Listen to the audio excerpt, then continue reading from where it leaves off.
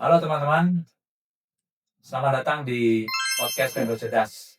Hari ini kita mau bahas satu topik yang jujur aja banyak bikin orang deg-degan. Nah, topik yang sering muncul di obrolan kantor, di grup WhatsApp, di LinkedIn, ya, bahkan di rumah. Topiknya adalah AI dan masa depan kerja. Pertanyaan simple, AI ini bikin PHK atau bikin peluang? Karena narasi yang sering kita dengar itu begini, AI bakal gantikan manusia. Fresh graduate makin susah cari kerja. Kerjaan IT, admin, bahkan engineer bakal habis. Tapi hari ini, saya mau ajak kamu berhenti sebentar dan lihat data, bukan drama. Mari kita luruskan satu hal penting. Pasar kerja global memang sedang lambat. Tapi perlambatan itu bukan karena AI. Faktor utamanya adalah ketidakpastian ekonomi global. Suku bunga yang tinggi, perusahaan fokus efisiensi bukan ekspansi. AI sering dijadikan kambing hitam, padahal data menunjukkan AI belum menghantam entry level job secara masif. Artinya apa? Kalau hari ini cari kerja terasa lebih susah, itu bukan karena AI mencuri pekerjaan kamu. Masalah utamanya adalah skill kita belum nyambung dengan kebutuhan baru.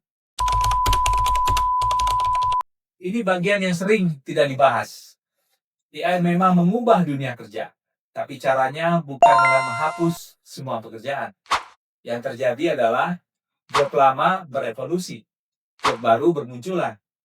Dalam 2 tahun terakhir saja, AI menciptakan lebih dari 1 juta pekerjaan baru secara global.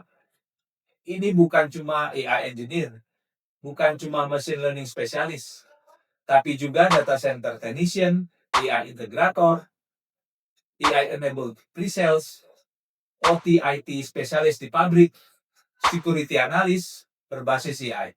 Dan ini yang disebut new collar jobs.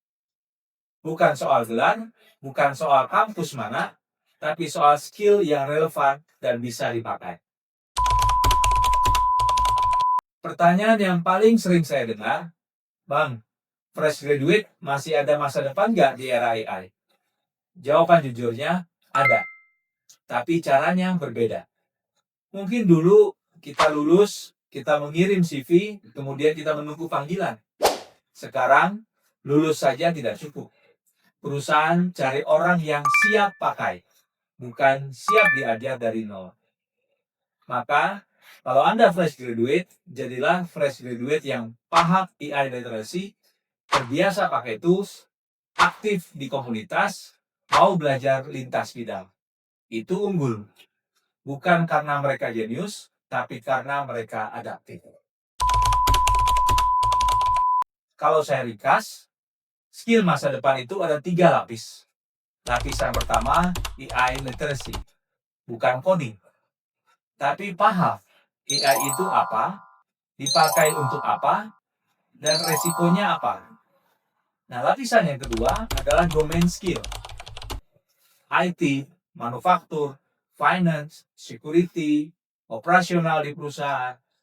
AI tanpa domain itu kosong. Domain tanpa AI itu lambat. Dan lapisan yang ketiga, human skill. Disinilah pentingnya komunikasi, disinilah pentingnya problem solving, disinilah pentingnya adaptasi.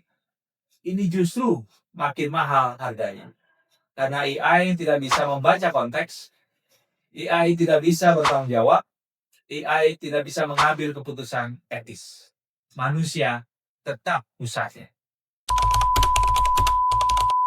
Saya tutup dengan pesan sederhana. Kalau kamu takut AI, itu wajar. Tapi yang berbahaya bukan AI. Yang berbahaya adalah berhenti belajar. Jadi kalau kamu profesional, maka pikirkanlah untuk naik kelas. Jangan cuma jadi operator. Jadilah integrator, jadilah problem solver. Kalau kamu perusahaan, jangan cuma beli tools AI, siapkan manusianya. Dan kalau kamu bagian dari komunitas, ini adalah era emas dari komunitas. Belajar bareng jauh lebih cepat daripada sendirian. Kata kuncinya, AI tidak akan menggantikan manusia, tapi manusia yang paham AI akan menggantikan manusia yang menolak berubah. Terima kasih sudah mendengarkan podcast Vendor Cerdas. Kalau episode ini relevan, share ke teman kamu, share ke tim dan komunitas kamu. Karena masa depan kerja bukan soal siapa paling pintar, tapi siapa paling siap.